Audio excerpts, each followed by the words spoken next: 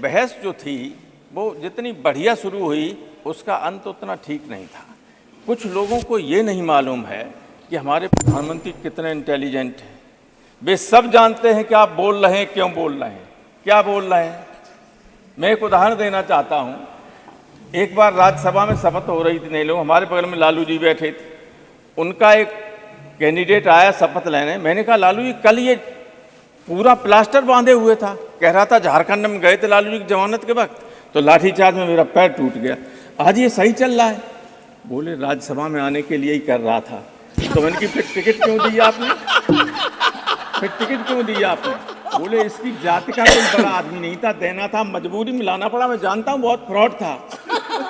तो सब जानते हैं मोदी जी कौन क्या है। कई बार ऐसी बातें मत किया करो आप लोग को, स्वयं आपके नेता को लगे कि ये ज्यादा शर्मिंदा कर रहा है। कई बार कुछ लोग ऐसी बातें करते हैं, कौन नहीं जानता है, और जितना उनके लिए कहना चाहिए उतना कह भी नहीं पाते आप लोग।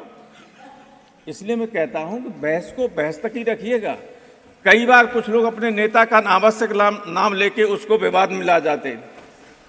उसका आलोचना का उसकी कहीं आलोचना नहीं होनी चाहिए, लेकिन आप ऐसी बात कहेंगे कि लोग अनावश्यक उसके फिर जवाब देने लगेंगे। तो जो समझदार लोग हैं अपने नेता पर कभी आंच नहीं आने देते हैं।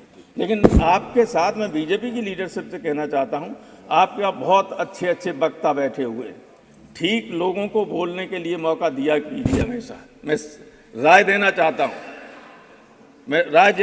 हूं, उम्र में भी बड़ा हूं, अनुभव में भी आप लोगों से बहुत बड़ा हूं। मैं कभी राजनीति नहीं लाना चाहता हूं जब मैं बोलता हूं।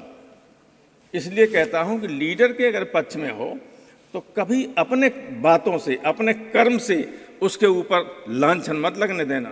और यहाँ लोग इसी तरह की बात करने लगते हैं। बहस का स्टैंडर्ड इतना बढ़िया शुरू में था, वो सब खराब हो गया।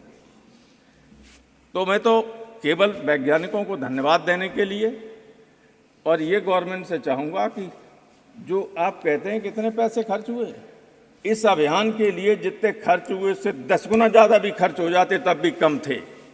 ये कोई मामूली उपलब्धि नहीं है। सारी दुनिया इससे अचंभित है। बड़े बड़े, चाहे अमेरिका हो चाहे सोवियत यूनियन, भले ही उन्होंने 1969 में नील आर्मस्ट्रांग को उतार दिया हो चंद्रमा पे, चाहे भले ही यूरी गागरिन, वैलेंटिना तारस्कोवा और तमाम उनको भेज दिया हो अंतरिक्ष में, लेकिन ये हिंदुस्तान की उपलब्धि सारी दुनिया के वैज्ञानिकों को, राजनेताओं को चकित करने वाली थी। कोई मामूली उपलब्धि नहीं थी। इसलिए मत कहिए कि 6,600 करोड़ में या 15 करोड़ हुए। जितना भी खर्च हो जाए कम था इतनी बड़ी उपलब्धि के लिए। एक चीज और मैं कहना चाहता हूं, आप पसंद करेंगे, जब चंद्रमा की फोटो भेजी गई तो कुछ साहित्यकारों को, कुछ लोगों को बहुत दिक्कत हुई। और दिक्कत स्वाभाविक थी, क्योंकि हमारे यहाँ तो करवा चौथ पे महिलाएं चंद्रमा को देखी और बहुत खूबसूरती का वो माना जाता था। मैं बताऊं, केशव जी एक बहुत बड़े हिंदी के कवि हुए, ये बैठे हुए, कहाँ गए वो, सुधांशु, सब जानते हैं उनको। कठिन काव्य का प्रेत कहा जाता है। एक बार वो यूनिवर्सिटी के गेट पर बैठे हुए थे, कुछ बच्चियां आ रही थी, उन्होंने कहा लड़कियां आ रही हमारी तरफ। आई तो आके उन्होंने कहा था, बाबा लाइब्रेरी किधर है, और चली गई। तो उन्होंने 2 लाइन लिखी कि केशव केसन अस करी जो अरिहून कराय, चंद्र बदन मृग लोचनी बाबा कह के जाए। केशव ने कहा कि बालों ने, सफेद बाल थे, इन बालों ने ऐसी दुश्मनी निभाई कि दुश्मन भी नहीं करता है कि चंद्र बदन, चंद्रमा जैसे चेहरे वाली, हिरनी जैसी आंखों वाली लड़कियां बाबा कह के चली जाती। तो चंद्र बदन मन चंद्रमा जैसा बदन। अब एक लड़की का नाम है शशि, उसने कहा साहब चेहरा इसका बहुत खराब है चंद्रमा का, हमारा नाम तो शशि, शशि माने चंद्रमा। कोई शशि प्रभा है, कोई चंद्र प्रभा है।